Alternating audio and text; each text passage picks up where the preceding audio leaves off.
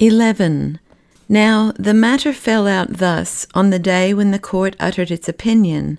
I, Judah Ishkariot, having alone remained of the disciples, returned toward evening to the house of Simon Bar Jonah, and it was the hour of the late afternoon prayer, when the priests in the temple bring the evening sacrifice, and the laborer returneth from the field to his wife.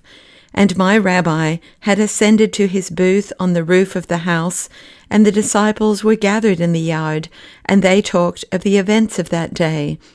Their hearts were heavy and consumed with care, for they had no understanding of the words which the rabbi had uttered in the court chamber, and they knew not any more what was clean and what was unclean.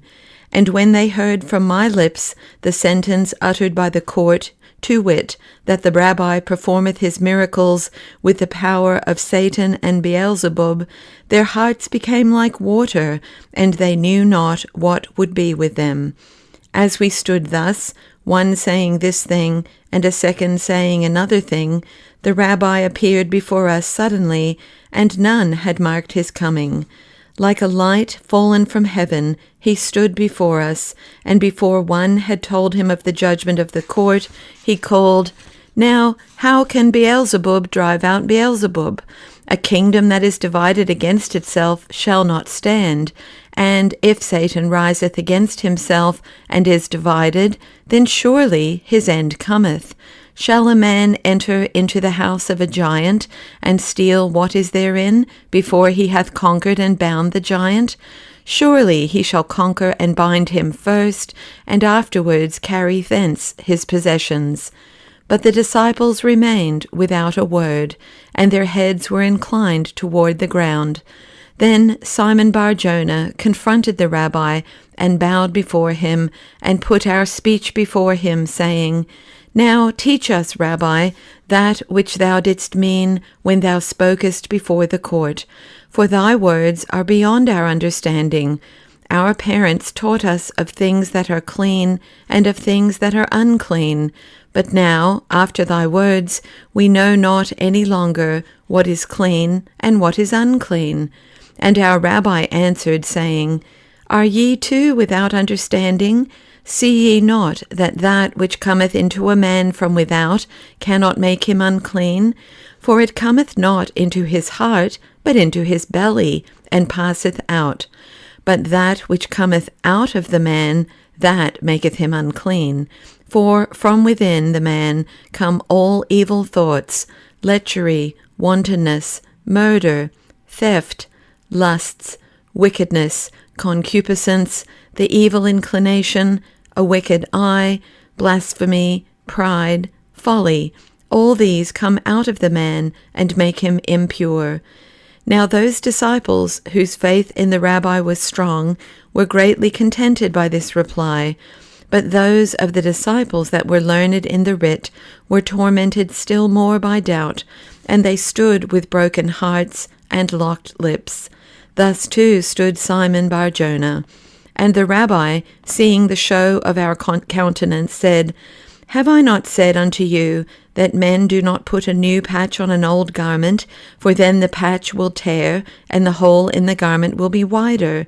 Neither do men pour new wine into old bottles, lest the bottles break and the wine be spilled. But they pour new wine into new bottles. But hearing this, we were more dumb than before. And Simon Bar Jonah said, Now, when the scribes and Pharisees hear these things, they will be greatly angered, and their rage will grow against thee, and against us thy disciples. Whereto our rabbi answered thus, Men do not light a candle, and place it under a bushel or a bed, but they light it that it may shine through the house, and that all may see it. And he said further, He that loveth his father and mother more than me, he is not worthy of me. And thus be it with each one of you. He that leaveth not all that he hath cannot be my disciple. Salt is good, but if the salt hath lost its flavor, wherewith shall it be salted? For it is then without worth, and shall be cast away. He that hath ears, let him hear. Therewith he left us and returned to his room on the roof, for the night had fallen and covered the earth with darkness. And I, Judah Ish-Kiriot, the man of heavy spirit, lay in the night, my mantle wrapped about me, and my heart was oppressed by doubt, as if the mountains of Gilead lay upon it. It was as though I had been driven from one house and could enter no other, and the street was my home. And it was also as though I had fallen from heaven, but had not lighted upon the earth, and I hung between heaven and earth. And there was none to spread out a net beneath me, and I was falling into the pit of hell, for I had passed from under protection of one authority, and had not entered under protection of another. Then I asked myself again, and still again 1,000 times, who is he in whose paths I follow, whom I know and I know not, though I see him with my eyes each day? I behold his deeds, yet know not who he is. His voice hath power over the storms of the sea, and over wild spirits, and he commandeth Samael, and bindeth Asmodeus, and maketh them to lie in submission at his feet. Who is he? He that comforteth the poor with his word, and wipeth away the tears of the wretched and the oppressed. Who is he? And I bethought myself of all the deeds he had done in the time I had been with him, and all the words he had spoken, and I had heard, and I was seized with trembling. I said in my heart, Now surely there must be in this man that which speaketh with the force of prophecy. There worketh in him that which hath permission and authority from heaven. He leaneth not on the Torah or the tradition of the ancients, but acteth as if the word had come to him from heaven direct. He lifteth it up as Jacob lifted the stone from the well with his own strength. Now can this be he for whom our eyes look, he that will remove the last barrier betwixt ourselves and God, he of whom the prophets prophesied, the hope of Israel? And thus thinking, I was wrapped in wind and flame, as when the storm lifteth the dust of the earth. And I said within myself, Judah, Judah, what thoughts are these that come into thy heart? And what words are these that come upon thy lips? Thou art a man of unclean lips and impure heart. And by me lay the man of bitterness and zeal, and like me he waited, that help might come from the Lord, as the lightning cometh from the sky, to wit, Simon. His father had been quartered by Herod the Edomite, because he had removed from the temple the abomination of the Roman eagles, wherewith Herod had defiled the sanctuary. His brothers had been crucified by the man of sin, Varus, when he levelled the city of Sepphoris with the dust. He alone, Simon, had fled, and, like a beast of the field, like a jackal of the wilderness, he had dwelt in caves. Snakes and scorpions were his brothers. The wild honey hive was his vineyard. He had sought the word of God in the wilderness among the disciples of Yochanan, and he had found no comfort until he had found our Rabbi. And having found him, he clung to him. For like us, he believed that a cleft had now appeared in the rock of our prison. Who knoweth, the door may open, and salvation enter. And he lay by me in the darkness of the night. And God had concealed his face behind heavens of steel, and had flung the earth into the pit of ignorance and doubt.